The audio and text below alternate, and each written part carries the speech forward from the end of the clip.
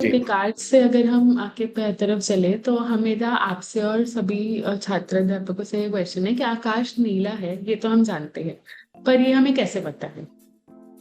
भाई बताइए, आकाश नीला है तो हमें कैसे पता ये नीला है?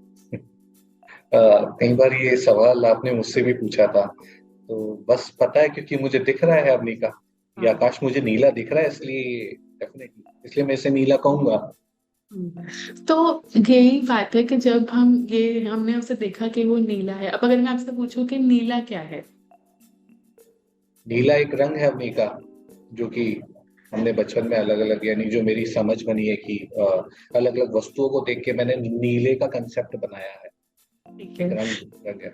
एक रंग है तो फिर नीला एक रंग है, ये हम समझ गए, तो रंग क्या होते हैं?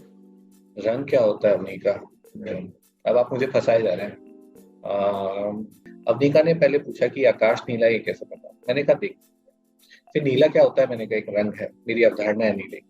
अब आपने क्या पूछा? नीला क्या फिर होता है? हाँ, रंग क्या नीला होता क्या, है? रंग क्या होता है? रंग क्या होता है? रंग, यहाँ शायद मैं अटक जाऊं। रंग, जो रेज स्कैटर कर रहे हैं, जो जिनकी आई थिंक वेवलेंथ का मामला है अवनी का, जो रेज होती है, जो हाई वेवलेंथ में आई थिंक जो रेड हम्म। और जो स्कैटर हो रही है वो ब्लू देती है, जितना विज्ञान हम समझते हैं। जी।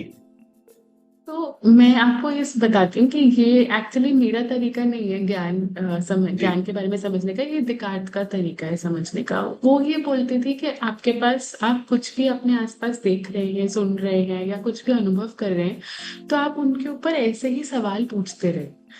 जब आप उस सवाल पे पहुंच जाए और उस जवाब पे पहुंच जाए जहां आपके पास कोई भी संदेह की गुंजाइश नहीं रही है, कोई भी डाउट नहीं है, अभी तो आप देख रहे हो ना, जैसे मैं आपसे आपसे सवाल पूछ रही हूँ तो उसमें डाउट्स आ रहे हैं कि रंग क्या है, नीला क्या होता है, स्कैटरिंग ऑफ लाइट क्या होती है। जब आप हम्म। उस पॉइंट पे पहुंच जाए कि कोई संदेह नहीं है आपके पास एक फुल प्रूफ जवाब है इन जी। सभी सवालों का, तब आपको ज्ञान होगा, तब आपको ज्ञान इंटरेस्टिंग, प्राप्त हो वेरी जाएगा। इंटरेस्टिंग। यानी ये जो साहब हैं डिकार्ट फ्रांस से बिलोंग करते हैं, और आई थिंक प्लेटो के लगभग 2000 साल बाद 1900, आई थिंक कुछ 2000 साल बाद 1400 1500 15वीं शताब्दी में आई थिंक आकर ये कह रहे हैं कि संदेहवाद को, आई थिंक जो इनका प्रिंसिपल है वो तो संदेहवाद है। ऐसा नहीं है कि वो प्लेटो से कुछ अलग बोल रहे थे। वो यही बात करे, प्लेटो ने भी यही बात करी कि ज्ञान निश्चित होना चाहिए, इसमें कोई संदेह नहीं होना चाहिए। देकार्त भी यही बोल रहे हैं कि ज्ञान निश्चित होना चाहिए, उसमें कोई संदेह की गुंजाइश नहीं होनी चाहिए, बट वो जिस तरीके से इस पे आ रहे हैं वो हम्म। तरीका अलग है बस। तरीका अलग है, वो रीजनिंग करके, वो आपको डाउट करके, क्वेश्चनिंग करके वो आपको वहां तक लाना चाहते हैं, और यही दिखाते हैं, लेकिन क्वाइट सिमिलर टू प्लेटो। ये भी उनका मतलब, इंद्रिय और हाँ, जो अनुभव का जो ज्ञान है वो उसको ज्ञान नहीं मानते। वो कह नहीं रहे हैं कि मानते। आपकी रीजनिंग होनी चाहिए उसके पीछे।